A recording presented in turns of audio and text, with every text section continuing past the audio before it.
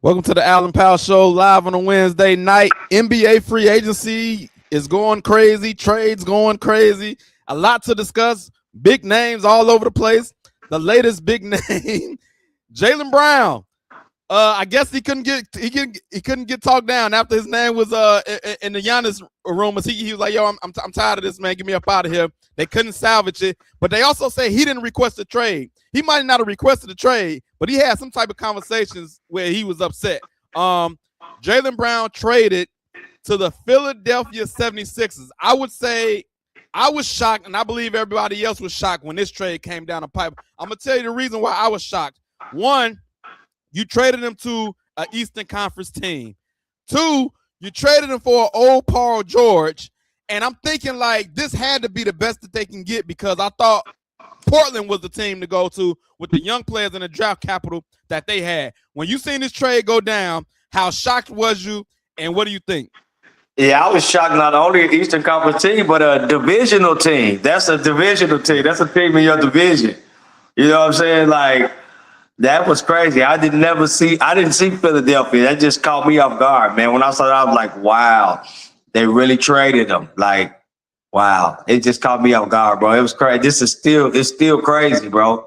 For Paul George, 2 firsts and 2 seconds. Bro, that I'm talking.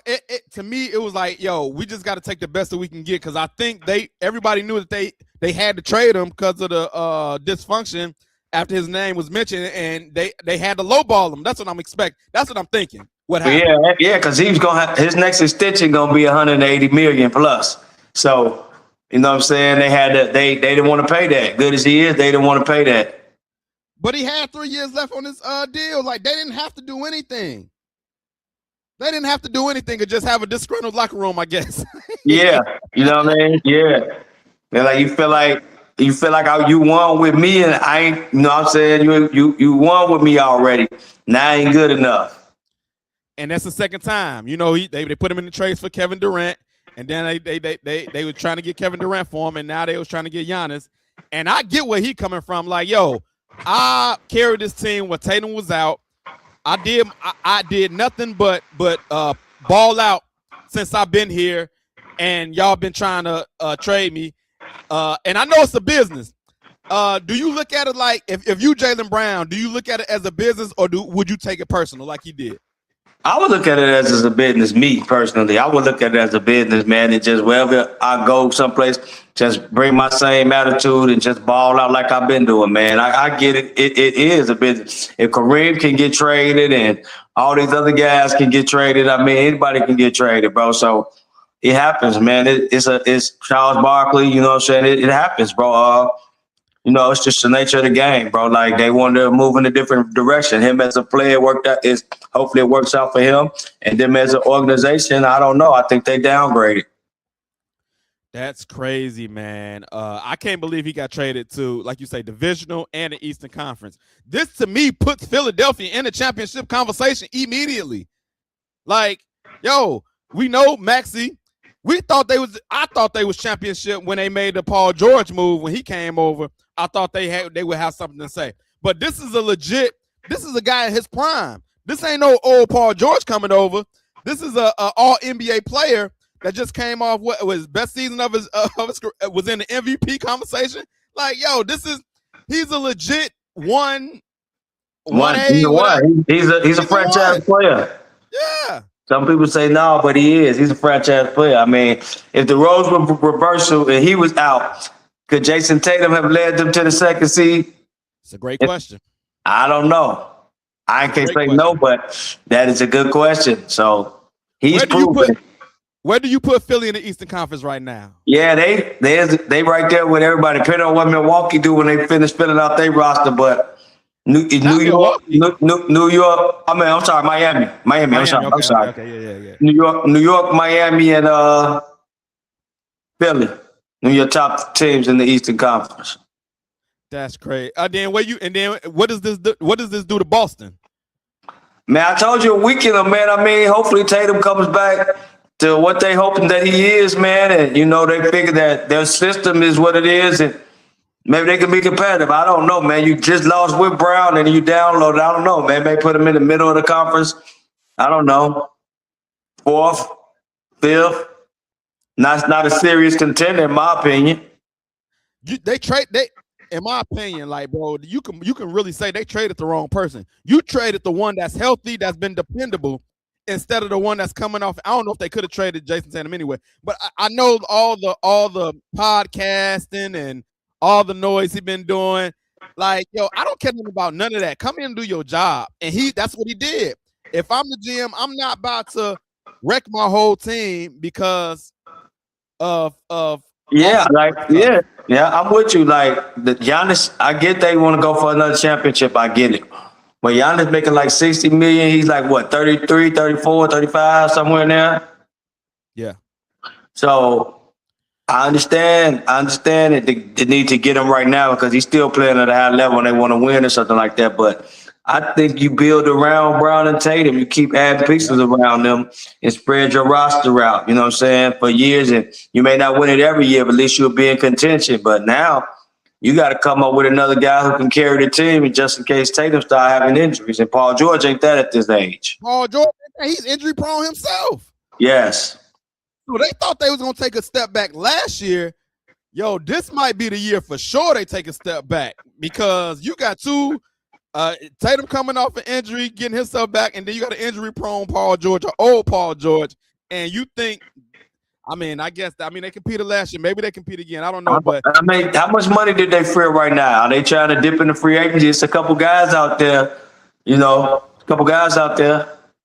signed Mitchell Robinson. That was a good move to get him away from New York, but that don't move the needle. Nah, that's not the replacement of that's not enough to replace what Brown gave you. Right. Absolutely. That's a move to make when you keep Brown, when you're trying to win a championship. You get him away from the champions and you put him on your squad. That's a move you make when you're trying to win a championship. You don't do that and you about to trade Jaylen Brown. Like, I don't know, man. It's crazy. It was crazy. I'm gonna move on though. We found out that LeBron is leaving the Lakers. I think this is a little shocker as well because we thought like, okay, he's gonna play maybe his last year in LA or Cleveland. Those were the two spots we thought. But we thought, he want to do a whole documentary, retirement tour, all of that stuff. LA is the perfect place. But we also said earlier in the year, when all this Genie Bus stuff came out about, like he not being appreciated and all of this other stuff. And we thought it was some ruffling, but I thought it was going to smooth over after time. It was like, all right, that got smoothed over. Now we're going to play this last year out. I don't know how the Lakers messed this up. You got a legend that's ready to really go out and all the money that could have been made in LA and they screwed it up, bro. They screwed it up. How they screw that up? Hey, bro, that's LA. They gonna make money anyway, bro. They was just tired of the circus at the Tide show. They like, this LA, bro. This is us. We had Shaquille, we had Kobe. We like, yeah, we just attract people. LA is LA. It's the West Coast, the palm trees, the good weather, the tax breaks. You know what I'm saying? So, yeah, it's a great place to be. So it's always gonna attract people. And they just like, man, they feel like their relationship with LeBron has just run its course. You know what I'm saying? It's just, you know what I'm saying? That's all it is. Now I get what you said. They could even monopolize even more, but they just looking like, was it worth the headache? Like, all money ain't good money, as my granny taught me. Yeah. Hey, look, man, you seen all the players they signed. So they got Walker Kessler, and then they got the dude from Toronto. And remember on previous shows what I said, man. How many white players can you have in the starting lineup? They whole starting lineup is white. Hey, bro, they are gonna be just an attraction because they ain't doing no winning, bro. They can't defend anybody, bro. They can't. I don't think no at all. Like, we seen guys with like just getting their games together, mix Luka. You know what I'm saying? We already know Austin Reeves can't. Man, come on, it is what it is, man. Every team go through those cycles where they have a down period where they just like in the middle, and that's probably where the Lakers will be at in the play-in, fighting for the play-in or something like that, especially out west. West is tough. Kendrick Perkins said they're going to be one of the best offensive teams in the league. Now, they can score. Luka and Austin can score. Walker Kessler, stretch five, and they got some guys that can shoot it. But, yo, Oh man, gonna well, give up. yeah, we'll see how that goes. See if they can rebound the ball too. You know, ain't like they, great shooters and things like that. I mean, Luka's a solid shooter, but he ain't a great 3-point shooter. You know, and Reeves ain't just like, Right. Reeves is nice, but he ain't like, come on, Right. he ain't even Klay Thompson in his prime. I like him. He can create more than Klay, I would say. And Klay in his prime was a just a knockdown shooter, and he was up there with Steph shooting the basketball. But I like Austin Reeves being able to create his own shot.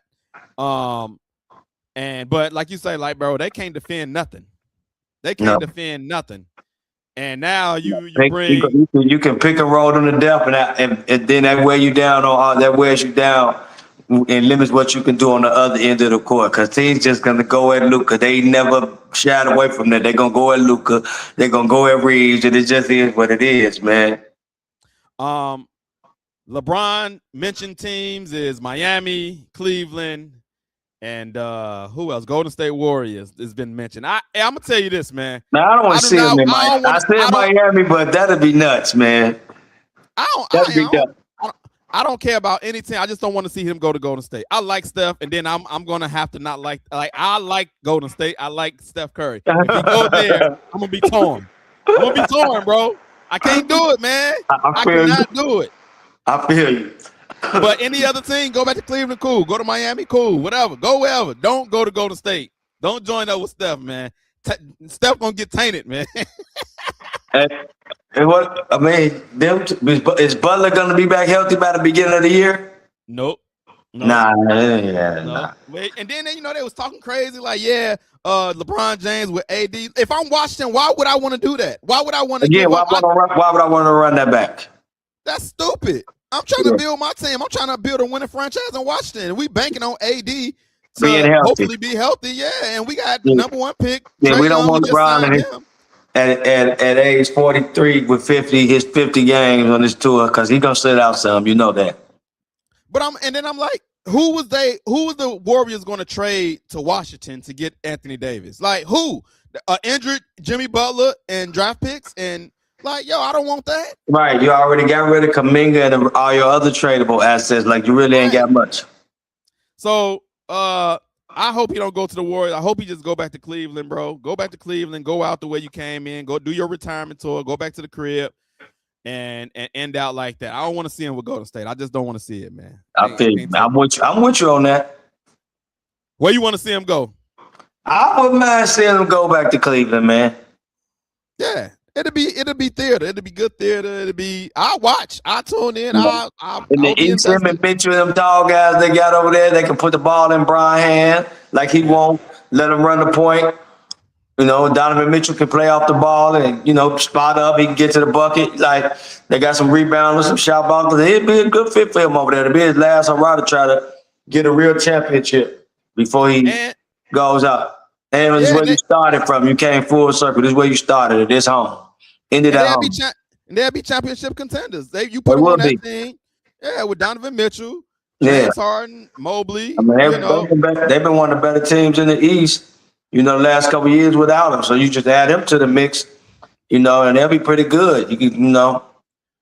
I was a little shocked. That he said that, I shouldn't be shocked, but he said that, he'll play for the minimum. You know what I'm saying? Like because at the level he was still playing at, his play still demands higher money than he said he would play. Yeah, you know what I mean? So it's not about money with him, man. He's a billionaire. Right. Yeah, he's a billionaire. So it's not even about money with him. I give him like a hard time just about his game, but like he's a good guy. I always said that. Yeah, he's a good guy. I always said that. He's just full of himself, though. But, hey, that's a lot of celebrity. You know what I'm saying? But, that is what it is. This is one of the smartest things that he could have done. I can't remember the last player to his play can demand still, like, top dollar. And he just basically says, no, I'll play for the minimum to get a ring. You know what I mean? And that's where the problem gonna come in there because there's gonna be some teams throwing the money at him that are in contention. They got it. They can go and make a contender too. So that's why I say it's some team that's not even on the radar and it'll shock you, bro. I'm telling you, things are crazy. I don't. He gonna let it play out. He gonna let it play out. Ain't no decision gonna come anytime soon. I give it another three weeks or something before he makes his decision. He probably be the last guy to figure where he going. I just seen a report that even Denver gonna shoot their shot. Denver shooting their shot. You know what I'm saying? And they gonna shoot their shot with probably about 25, 30 million a year. Yeah. I don't know what their cap space is or what they can offer, but that's an interesting team too. They don't really have no high salary guys over there besides Jokic. Like, I think Jamal Murray making some money too, though. But like what? Maybe like 30 million or something like that. They got a little money. That's about it. Before Michael Porter really got paid, they shipped him off to Brooklyn. Right. Yeah. Right. So that's gonna be the last domino to fall. We had another domino to fall, which I think was another shocker. Kawhi Leonard traded to the Raptors, back to the Raptors. He won a championship in Toronto. I remember they were saying, like, when he first came there, like, yo, I'm just coming here for this 1 year, then I'm out. He did that, got him a championship, but they said he went there, he actually liked it. Like, you know what? I'll go back there. He probably gonna sign a contract extension.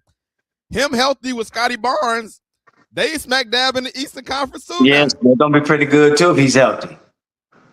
Yeah, they're gonna be pretty good. But and I'll give the Clippers a credit. They kind of broke even on this trade. They got some good young players too. You know, they can go. You know what I'm saying? Brandon Ingram and a couple other guys. They not bad. Draft picks. Yeah. Not bad. 2 first-round picks, 1 pick swap. And if it's anything like last time, you never know with Toronto. They might turn around and be trash again, and them draft picks turn out to be something, you know. Yeah, because I don't wish it on anybody, but with that franchise, it's always been like the injury bug that's really held them back. Yeah. But Scotty Barnes is a good player too, man. He's a baller. Scotty's a baller. Do they still have RJ Barrett? RJ Barrett. What is this guy's name? Let me think of it. Anybody? No. Matter of fact, I think he played for Indiana now. Never mind. He plays for Indiana now. Okay. But yeah. I think the Eastern Conference has gotten better, like, overnight. Yeah. We always said, like, the West this, the West that. The East has gotten better. Yeah, the East ain't no punk no more. Not at all. The champs over here. So New York showed you that. The champs over here. New York showed you that. You know what I'm saying? Like, showed us all. Like, yeah, man, the East is back. The East is back. Definitely. And then one last move I want to talk about. It's gonna be a quick show. We get you up out of here. But these moves, I know we had LaMelo, we had Ja. But I want to talk about Norman Powell to the Bulls, man. Good move. Like good pickup. Yeah, I like it. Solid veteran shooter, which they needed some shooting, and bring some stability to the starting lineup. Man, I like it. I like it. Gonna defend. Like, you know, I like it, man. I like that move. And $22.5 million. That's a steal for that veteran like that. After 20 points of that, like that's a steal. Yeah, coming off an all-star year. Yeah, that's so they got some guys with a pretty good contract, because I think if Josh Giddey remain healthy, he can give you a triple-double. You're only getting him for $25 million a year. When you got other people that's doing that, they getting $60 million a year. Yeah. Norman Powell to the Bulls. You know, we got the Rook coming in. Buzell is developing. I mean, it's not a bad looking squad so far. I'll go watch this thing. They young, man. They young. I like it. They young, and they gonna be exciting to watch. They athletic, and that's what I like about it. They finally have some size. That's what they've been lacking for years, since the Jordan era. They have never really had a team with this much length on it. And I can't even remember the last 25 years. They just have some long 6'8", 6'9", 6'11", 7 feet guys, you know what I'm saying, out there. They can rotate. Like, you know what I'm saying? I like what the Bulls have done, man. I like it. I do. I like what this GM is doing, man. I like what the GM is doing, what he's putting together. It's like he's making, it seems like on paper, you know, it seems like nice moves. He's upgraded the roster and like kind of changed the culture. Just in already, it's like different. What he had, his thinking is different. Like the Bulls, the old Bulls would have tried to way. I'll be honest, this is no disrespect. They would have found a way to get Boozer. They wouldn't have stuck where they were to Caleb Wilson. They wouldn't have scouted right. They would have took all the hype and they would have tried to move up and gave up future assets to move up one spot and draft Boost. Yeah. And then down the line, Taylor Wilson be the guy that's busting our tail. You know what I'm saying? Playing for Memphis or somebody. You know what I'm saying? So I like the way they thinking, man. Like when he was healthy, AJ DeBouncer, he had games against Peterson. He had games against all these guys, but he was the best player on the floor when he was healthy. You know, he didn't get a chance to play in the NCAA tournament because of that broken hand. You know what I'm saying? But Kaden Wilson just had the most potential of any player in his draft. Period. Yeah. I stand by that. I'm interested, man. I'm intrigued to see what he looks like, what the Bulls look like. I want to go to the game and watch these young Bulls. LaMelo, Ja Morant, man, how you feeling about those two trades? I think, man, with LaMelo, he probably get to some place, man, to get around some people where he can get a little bit disciplined with his shot selection and his game, and that could be a pretty good move. And then they have a nice 3-guard rotation because they rotate Ayo, you know what I'm saying, also Minnesota. So I kind of like their guard rotation when you get him over there with a guy like Ant, because Ant ain't going to play that stuff. He's going to have the ball, and, you know, Melo going to just ease into his game and, you know what I'm saying, basically be as like the second fiddle now, which is pretty good. It was just time for Ja to go. It was just absolutely. Yeah, because you see they gave him up. You see they gave him up for a bag of apples. So you know what I'm saying? Yeah, you know what I'm saying? A few oranges, you know what I'm saying? And, yeah, it was just time for a move. The organization was just fed up with too much with the off the court stuff. It just, you know what I'm saying? It was over with. It was time for a change for everybody.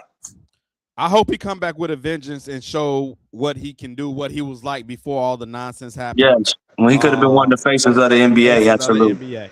Yes, he could have been one of the faces of the NBA. Absolutely. But they got too many guards, man. They got to make another move. I think they was probably in the Jaylen Brown sweepstakes, but they got to make them. But they got too many guards, man. Yeah, I can see them making a move, but for probably Scoot or one of those guys. But I don't think it'll be Ja or Dame. Yeah, I don't think it'll be Ja or Dame. I think it'll probably be Scoot or one of the other guys. But they are very small, and they got like 5 point guards on the roster. So that's crazy. Yeah. You're right. Yeah, they look like the last year's Bulls. Right, right. LaMelo, Minnesota definitely needed a point guard, and he's a good sized point guard that's gonna help. And he ain't got to have the ball all the times in his hand.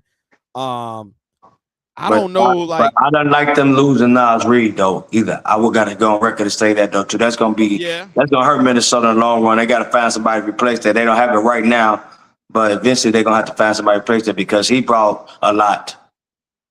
Yeah, but you had to give up something to get LaMelo. That's the thing. You did. And I think they needed a point guard more than they needed, you know. Well, you got rid of Julius Randle too, so you know what I'm saying. Your size, that's what I meant though. That like you got a lot smaller. Is what you know what I'm saying. Yeah, you got Gobert, but that's about it. Yeah, you definitely need some more size for sure. Yeah, for sure. Yeah. Well, it's gonna be interesting to see. I got a scripture today, Matthew 7:12. I was looking for like, what's a good scripture? I had to go through my notes and this one came back up. I think this is a good one because I know everybody got people in their lives that either disappoint you or you wonder why certain people don't do stuff like, oh man, why they ain't call me or why they ain't do this or why they ain't do that.